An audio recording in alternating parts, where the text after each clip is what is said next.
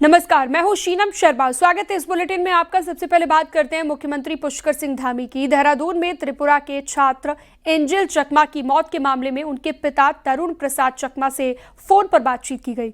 बातचीत के दौरान सीएम ने कहा कि ये एक दुखद घटना थी। इस घटना से सभी लोग बहुत दुखी हैं। हम इस मामले में कड़ी कार्रवाई करेंगे। मुख्यमंत्री ने कहा आरोपियों को गिरफ्तार कर लिया गया है। एक फरार आरोपी नेपाल का है, जिस पर इनाम रखा गया और उसे पकड़ने के लिए एक टीम नेपाल भेजी गई है। हम ये सुनिश्चित करेंगे कि दोषियों को कड़ी से कड़ी सजा मिले। साथ ही सीएम ने कहा कि मैंने त्रिपुरा के मुख्यमंत्री माणिक साहा से भी बात की है। साथ ही इस मामले को लेकर गृह मंत्री और रक्षा मंत्री से भी बात की। हम इस मुश्किल घड़ी में आपके साथ हैं, हर संभव मदद करेंगे।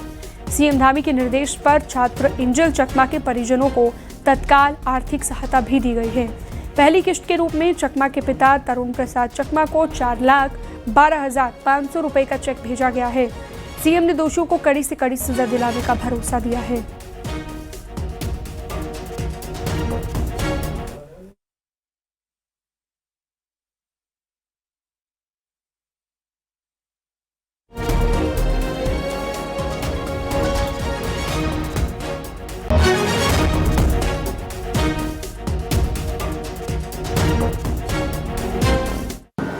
ये बहुत पीड़ादायी घटना है। मैं कहूँगा कि बहुत दुर्भाग्यपूर्ण है। घटना में शामिल 6 में से 5 अभियुक्तों को गिरफ्तार किया जा चुका है। 6वें अभियुक्त को भी गिरफ्तार करने के लिए संपूर्ण प्रयास जारी हैं और जल्दी ही सभी अभियुक्त सलाखों के पीछे होंगे। हम एंजल चकमा के पिताजी के भी संपर्क में हैं और साथ ही त्रिपुरा के मुख्यमंत्री आदरणीय डॉक्टर माणिक साहा जी के साथ भी मैं लगातार संपर्क में हूँ और हम लोगों की लगातार वार्ता भी हो रही है। पीड़ित परिवार को हमारे द्वारा आर्थिक सहायता भी जिला प्रशासन के माध्यम से उपलब्ध कराई जा रही है। दोषियों की गिरफ्तारी के साथ ही प्रभावी पैरवी भी हम सुनिश्चित करेंगे ताकि दोषियों को कठोर से कठोर सजा दिलाई जा सके। एंजल चकमा मामले के मुख्य आरोपी यज्ञराज अवस्थी की तस्वीर सामने आ गई है। न्यूज़ 18 सबसे पहले आपको आरोपी की तस्वीर दिखाने जा रहा है। दरअसल यज्ञराज मर्डर के बाद नेपाल भाग गया है। अब उसकी एक तस्वीर सामने आई है। न्यूज़ 18 पर आप ये एक्सक्लूसिव तस्वीर देख रहे हैं आरोपी की, यज्ञराज, जिसकी अब पहली तस्वीर सामने आ गई है।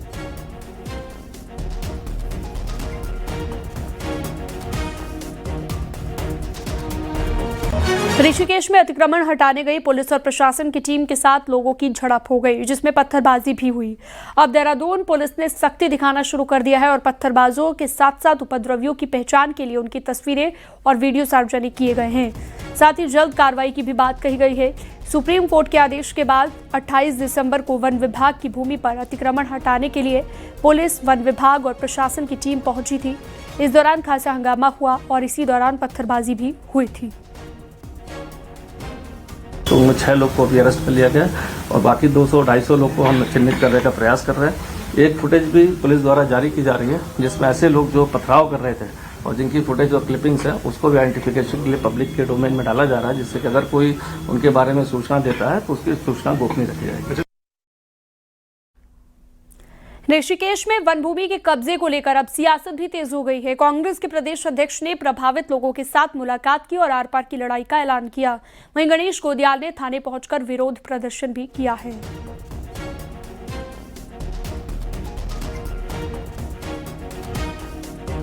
मैंने आह्वान किया है लोगों से कि किसी के पास अगर कोई भी इस संबंध में ऐसा कागजात है जो इस मैटर को जनता के हित में उपयोग उस कागज़ का किया जा सके, तो ऐसा कागजात आपकी जो कमेटी बनेगी उस कमेटी के पास लाएं, ताकि हमने जो इनसे वादा कर रखा है लोगों से कि आपको जो लीगल असिस्टेंस की ज़रूरत पड़ेगी वो हम करेंगे।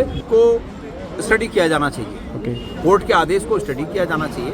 सरकार अगर वहाँ पर खाली भूमि नापने गई तो सरकार ने पहले इन सब लोगों से बैठक करनी थी, बातचीत करनी थी कि भाई हमारी ये मंशा है और इस सीमा तक है। सरकार लिखित रूप में दे इन लोगों को।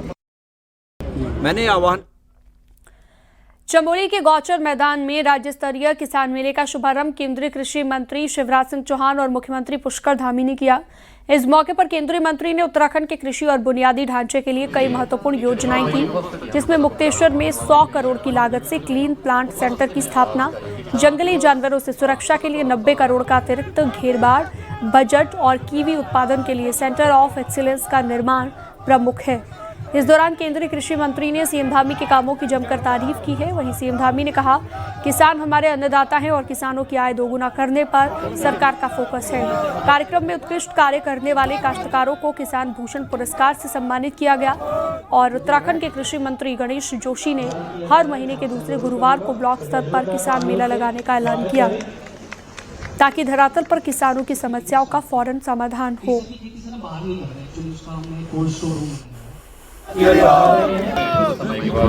किसान हमारे अन्नदाता हैं और वो खुश रहेंगे, सुखी रहेंगे तो न केवल उनका कल्याण होगा बल्कि देश का और राज्य का भी कल्याण होगा। इस बात को ध्यान में रखते हुए केंद्र की सरकार ने हमारे अन्नदाताओं की आय को दोगुना करने के लिए निरंतर प्रयास करे हैं। आज देश भर के 11 करोड़ से अधिक किसान भाइयों को प्रधानमंत्री किसान सम्मान निधि की आर्थिक सहायता, आर्थिक प्रोत्साहन, उनका सम्मान किया जा रहा है और उत्तराखंड के अंदर भी बड़ी संख्या में 9 लाख के लगभग अन्नदाताओं को प्रतिवर्ष उनका सम्मान हो रहा है।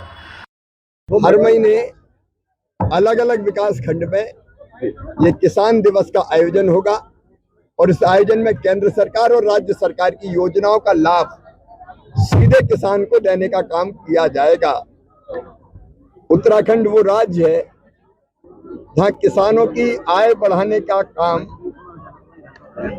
में देश में नंबर 1 पर आया है। लेकिन मुख्यमंत्री जी के गतिशील नेतृत्व में, कृषि मंत्री जी की सक्रियता से अभी अभियान लगातार जारी है। अंकिता भंडारी मामले में ऑडियो वायरल होने के बाद चर्चाओं में आई उर्मिला सनावर को हरिद्वार पुलिस जल्द ही गिरफ्तार कर सकती है। साथ ही सोशल मीडिया पर बीजेपी नेताओं के खिलाफ की गई पोस्ट के मामले में दर्ज मुकदमे की जांच अब एसआईटी करेगी। हरिद्वार के एसएसपी प्रमेंद्र सिंह डोभाल ने मामले की जांच के लिए 7 सदस्यों वाली एसआईटी का गठन कर दिया है। उर्मिला सनावर के खिलाफ हरिद्वार के ज्वालापुर और बहादुराबाद में 4 मुकदमे दर्ज हैं। उर्मिला सनावर अभी तक सबूत और बयान दर्ज कराने के लिए थाने भी नहीं पहुंची हैं। सूत्र ये बता रहे हैं कि जल्द ही उर्मिला की गिरफ्तारी हो सकती है।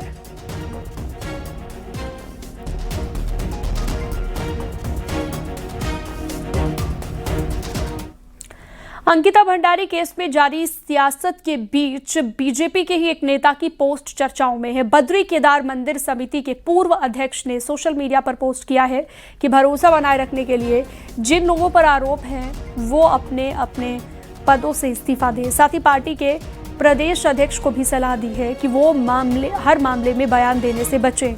अब इस मामले को कांग्रेस ने हाथों हाथ लपका है और कांग्रेस का ये कहना है कि बीजेपी के अंदर की सिर्फ टव्वल है ये, जबकि सूत्रों के मुताबिक खबर ये है कि बीजेपी ने इसे अंदर खाने की अनुशासनहीनता माना और संबंधित बीजेपी नेता पर कार्रवाई की जा सकती है। उन्होंने जो भावनाएं प्रकट करी हैं, धीरे धीरे देखिए जमीर जागता है, आदमी की आत्मा कचोटती है। अंकिता भंडारी पूरे राज्य की महिला अस्मिता की प्रतीक बन गई है और जिसके अंदर थोड़ा भी जमीर होगा, थोड़ा भी उत्तराखंड की मातृशक्ति से प्रेम होगा, अब भी भाजपा के नेताओं को चेत जाना चाहिए। जनता माफ करने वाली नहीं है। पूरे प्रदेश के अंदर भारी आक्रोश न केवल मातृशक्ति में बल्कि आम जनमानस में अंकिता भंडारी का प्रकरण। कांग्रेस का जहां तक सवाल है, जब वो सत्ता में थी जिस तरह का चरित्र उसका था अपना, उसी तरह के चरित्र की कल्पना भारतीय जनता पार्टी के अंदर ढूंढने की कोशिश कर रही है अपनी कल्पना को साकार रूप देने के लिए। इसमें ऐसा कुछ है नहीं जैसा कांग्रेस सोच रही है, जैसी कांग्रेस राजनीति कर रही है। हरिद्वार में कांग्रेस ने अंकिता भंडारी हत्याकांड वीवीआईपी प्रकरण को लेकर धरना प्रदर्शन किया है। डीएम कैंप ऑफिस पर पूर्व मुख्यमंत्री हरीश रावत की अगुवाई में धरना दिया गया है। इस दौरान विधायक अनुपमा रावत, विधायक रवि बहादुर, वीरेंद्र रावत समेत तमाम कांग्रेस के नेता और कार्यकर्ता मौजूद रहे। कांग्रेस के नेताओं ने सोशल मीडिया पर अंकिता भंडारी हत्याकांड और वीवीआईपी प्रकरण को लेकर मचे हंगामे की सीबीआई जांच हाईकोर्ट में जज की निगरानी में करने की मांग की है। धरना दे रहे कांग्रेस के नेताओं ने बीजेपी पर कई गंभीर आरोप लगाए हैं। कि अब वो वीआईपी खुद उछल करके सामने आ रहे हैं। कोई गट्टू आ रहा है, कोई मट्टू आ रहा है। गट्टू, मट्टू, पट्टू, लट्टू जो भी है वो सब भाजपा से जुड़े हुए लोग हैं। इसलिए यदि भाजपा और सरकार अपने को बचाना चाहती है तो फिर उन जन आक्रोश से तो उनको जो है इस मामले की सीबीआई से जांच करवानी चाहिए। विधानसभा चुनाव अब सिर्फ 1 साल दूर हैं और अब सभी पार्टियां अपने प्रत्याशियों की तलाश तेज कर चुकी हैं। पिछले चुनाव में कुमाऊं में अच्छा प्रदर्शन कर चुकी कांग्रेस के लिए इस बार प्रत्याशियों की खोज आसान नहीं है और इस रीजन में कद्दावर नेताओं की यहां पर कमी दिख रही है। रिपोर्ट आपको दिखाते हैं।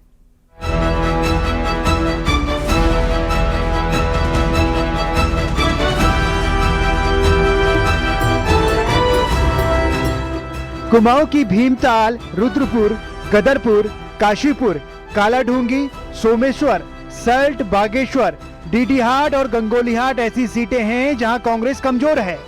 इन सीटों पर कांग्रेस के पास ना तो 2022 में मजबूत दावेदार थे और ना ही अभी हैं। यही नहीं, कई सीटों पर तो सीनियर कांग्रेसी दशकों से जमे हुए हैं। ऐसे में नई लीडरशिप दूर दूर तक दिखाई नहीं दे रही।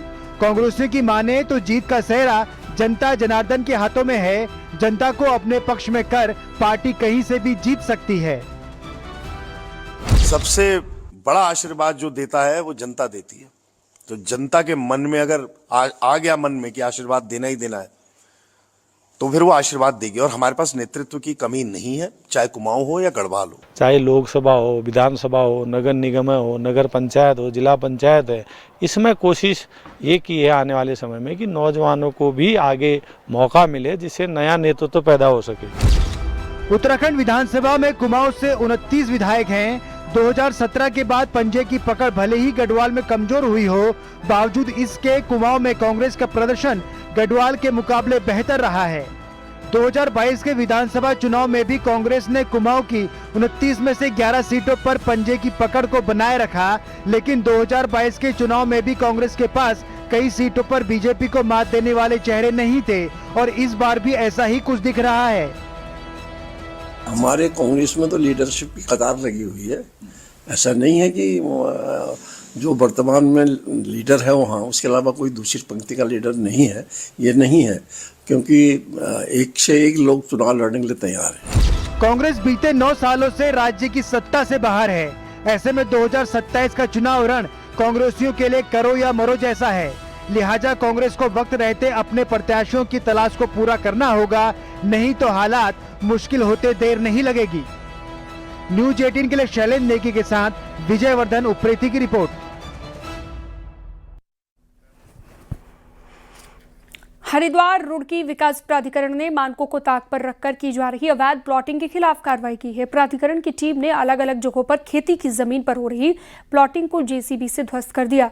टीम ने लक्सर रोड पर किशनपुर के पास इक्कड़ खुर्द में और मंगलौर के टांडा भनेड़ा में कुल 45 बीघा जमीन पर हो रही प्लॉटिंग को ध्वस्त कर दिया है। साथ ही इन कॉलोनाइजरों को कड़ी चेतावनी दे दी है। इन जमीनों पर बिना नक्शा पास कराए अवैध रूप से प्लॉट काटे जा रहे थे।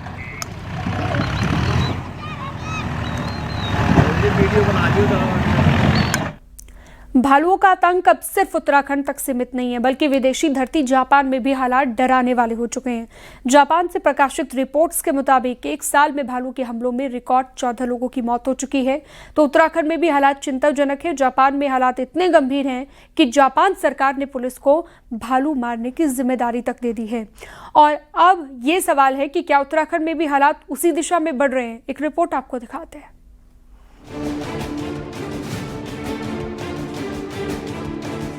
सुअर आना चाहिए, न भालू आना चाहिए, न रीछ आना चाहिए, न फूलदार आना चाहिए। जो आएगा मैं उसको ठिकाना लगा दूंगा। तुम्हें जो करना फिर कर लो। ये तस्वीरें रुद्रप्रयाग जिले से हैं, जहां भालू के बढ़ते हमलों से त्रस्त जनप्रतिनिधियों ने गुस्से में ये तक कह दिया कि अगर वन विभाग सुरक्षा नहीं दे सकता तो वो खुद हथियार उठाएंगे। रुद्रप्रयाग में 25 दिसंबर को एक महिला पर भालू ने हमला किया, जबकि इससे पहले 18 दिसंबर को 55 वर्षीय मंगल सिंह भालू के हमले में गंभीर रूप से घायल हो गए। चमोली, उत्तरकाशी और पौड़ी 4 जिले इस वक्त भालू के आतंक से सबसे ज्यादा प्रभावित हैं। हालात ऐसे हैं कि कई इलाकों में स्कूलों का समय बदला गया तो कहीं स्कूल बंद तक करने पड़े। इस साल अब तक उत्तराखंड में भालू ने 8 लोगों को मार डाला, जबकि 106 लोग घायल हुए हैं। वहीं गुलदार के हमलों में 16 लोगों की जान गई है, 99 लोग घायल हुए हैं। मादा भालू है, उसके साथ एक बच्चा है, किसी के साथ 2 हैं, तो कहीं कहीं 3 बच्चे भी हैं। और ये कॉमन है। वो बच्चे एक पिछले सीजन के हैं उनके साथ। तो कोई भी भालू ऊपर से आ रहा है तो वो आ रहा है जैसे ही हमारा सूर्यास्त होता है उस समय, और फिर वो सुबह के टाइम पे 7, 8, 9 बजे तक वापस जा रहा है जिस तरफ से आ रहा है, जहाँ पर उसकी डैन है, जो गुफा है वो है। भालू का ये कहर सिर्फ उत्तराखंड की कहानी नहीं है। जापान से आ रही रिपोर्टों के मुताबिक वहाँ इस साल भालू के हमले में 14 लोगों की मौत हुई है। विशेषज्ञों का कहना है कि इसकी बड़ी वजह एकोन यानी बांज के बीज की भारी कमी है, जो भालू का पसंदीदा भोजन होता है। चमोली में हाल ही में भालू को ट्रैंकुलाइज करने वाले senior veterinary expert doctor Pradeep Mishra बताते हैं कि उत्तराखंड में भी इस साल बांज के बीज महज करीब 10% ही हो पाए हैं, जिससे भालू भोजन की तलाश में जंगल छोड़कर बस्तियों की ओर आने को मजबूर हो रहे हैं। कि वो सिर्फ भोजन की तलाश में आ रहा है। इस बार मैंने फीडबैक लिया जो हमारे पुराने वन विभाग के कर्मचारी हैं, जिनको 20-20 साल 25 साल नौकरी में हो गए हैं, कि ऐसा क्या है कि ये जानवर नीचे आ रहे हैं। तो उनका ये कहना है कि साहब ये पहले कभी नहीं आते थे। इस बार जो ऊपर हाइट पे बांज के जंगल है, जनरली बांज ठंडे इलाके में होता है और भालू भी उसी हाइट पे मिलता है। बांज में इस बार जो सीड है वो बहुत कम है। वो कह रहे हैं, मतलब मैं उसे 10% कह रहा हूँ, उनका मानना भी यही है कि 10 से 15% है। तो सीड है ही नहीं, वो सीड पे फीड करते हैं। और भी वेजिटेशन हैं जिनके ऊपर वो फीड कर रहे थे, तो उसकी स्कार्सिटी है, उसकी उपलब्धता नहीं है। इस कारण वो अब बच्चे भी पालने हैं उस जानवर को, तो वो नीचे आ रहा है। साफ है कि चाहे उत्तराखंड हो या जापान, जंगलों में भोजन की कमी ने इंसान और वन्य जीवों के बीच संघर्ष को और खतरनाक बना दिया है। अब सवाल ये है कि क्या समय रहते ठोस रणनीति बनेगी या फिर भालू और इंसान की टकराहट और ज्यादा जानलेवा होती जाएगी। न्यूज 18 के लिए देहरादून से सुनील नवप्रभात की रिपोर्ट। केदारनाथ धाम से हैरान कर देने वाली तस्वीरें सामने आई। यहाँ पर केदारपुरी की पहाड़ियाँ पूरी तरह से काली नजर आ रही हैं और कहीं भी बर्फ नहीं दिख रही है, क्योंकि दिसंबर का महीना खत्म होने वाला है। बीते सालों तक दिसंबर में बर्फबारी हो जाती थी, केदारनाथ की पहाड़ियाँ सफ़ेद नजर आती थी, मगर इस बार बर्फ नहीं गिरने से पहाड़ियाँ पूरी तरह काली दिख रही हैं। और पिछले कुछ सालों में बर्फबारी के ट्रेंड में भी बदलाव हुआ है, जो कि चिंता का विषय है।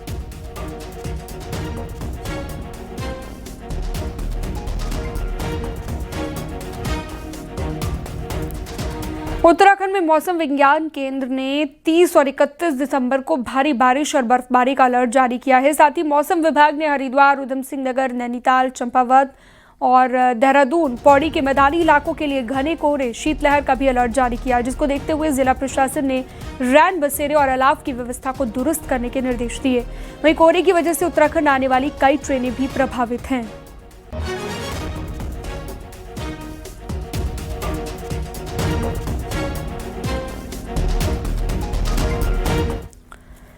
भले ही पूरा उत्तर भारत इन दिनों घने कोहरे की चपेट में हो, लेकिन उत्तराखंड के पहाड़ी इलाकों का मौसम दिल को छू लेने वाला है। गुनगुनी धूप, चोटियों पर हल्की बर्फ और नीला आसमान, सब मिलकर ऐसा नजारा बनाते हैं जिसे देखकर सैलानी खुद को रोक नहीं पा रहे।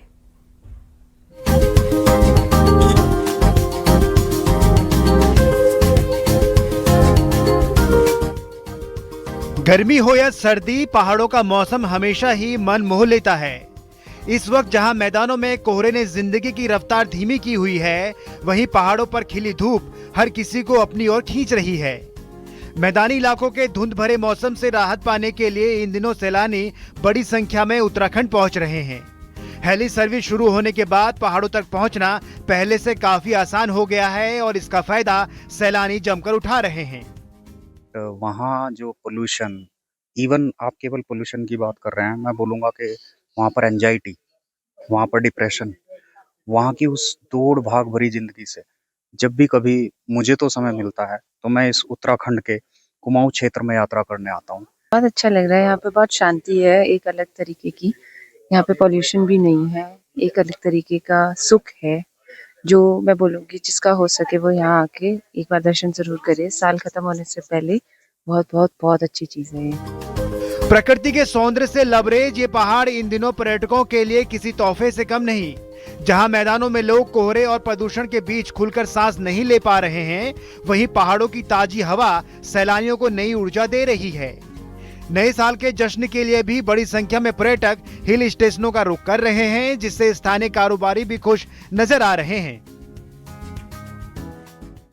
31 और नया साल प्रारंभ होने वाला है, जिसमें बाहर के पर्यटक काफ़ी यहाँ पर बढ़ चढ़ कर आ रहे हैं और यहाँ के जो स्थानीय लोग हैं और जिनका व्यवसाय है, चाहे होम स्टे वाले हैं, सारे गेस्ट हाउस लगभग सभी लोगों को रोजगार मिल रहा है और सभी लोगों का व्यवसाय लगभग बड़ा अच्छा चल रहा है। सुविधाएं चाहे सीमित हो, लेकिन प्रकृति ने पहाड़ों को इतना कुछ दिया है कि बाकी सब कुछ फीका लगता है। चिलचिलाती गर्मी हो या हाथ कपाती ठंड, उत्तराखंड के हिल स्टेशन हर मौसम में लोगों को अपनी ओर खींचते ही हैं। न्यूज 18 के लिए किशन जोशी के साथ विजय वर्धन उप्रेती की रिपोर्ट। और अब एक नजर डालते हैं पहाड़ की 10 बड़ी खबरों पर। हल्द्वानी में अंकिता भंडारी मामले की सीबीआई जांच के लिए यूथ कांग्रेस के कार्यकर्ताओं ने मशाल जुलूस निकाला। बागेश्वर में कांग्रेस ने केंद्र सरकार द्वारा मनरेगा के नाम पर स्वरूप में बदलाव के विरोध में प्रदर्शन किया है। रुद्रपुर में जमीन के विवाद में हुई फायरिंग के मामले में एक आरोपी को पुलिस ने गिरफ्तार कर लिया है। अल्मोड़ा में उदय शंकर नाट्य संस्थान के पास जंगल में भीषण आग लग गई, जिस पर फायर ब्रिगेड ने काबू पाया। हरिद्वार में शराब की तस्करी कर रहे युवक को लोगों ने पकड़ लिया, जिसके बाद खासा हंगामा हो गया। विकासनगर के कुल्हाड़ में सांभर शहर में घुस गया, जिससे वन विभाग की टीम ने सुरक्षित जंगल तक पहुंचाया। पौड़ी में नियार नदी के किनारे सतपुली नगर पंचायत महोत्सव की शुरुआत हुई है, जिसमें मंगलेश डंगवाल और संगीता ढोंडियाल ने शानदार प्रस्तुति दी। अल्मोड़ा में एबीवीपी ने कुल सचिव का घेराव किया है और एसएसजे परिसर की तमाम समस्याओं के समाधान के निर्देश दिए। अल्मोड़ा में युवा पंचायत जनप्रतिनिधि सम्मेलन का आयोजन किया गया। जिला पंचायत सभागार में हुए सम्मेलन में जिला पंचायत अध्यक्ष ने कहा, युवा ही देश का भविष्य है।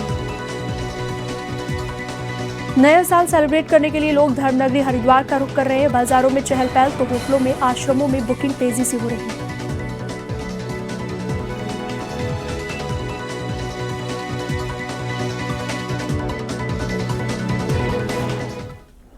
नए साल का स्वागत इस बार ऋषिकेश के गंगा तट पर कुछ अलग अंदाज में हो रहा है। जहां पर पहले एडवेंचर और पार्टी का रंग ज्यादा दिखता था, वहीं इस बार रुझान वेलनेस, योग और अध्यात्म की ओर बढ़ रहा है। देशी और विदेशी पर्यटकों की बड़ी संख्या यहां पर पहुंच रही है। देखिए,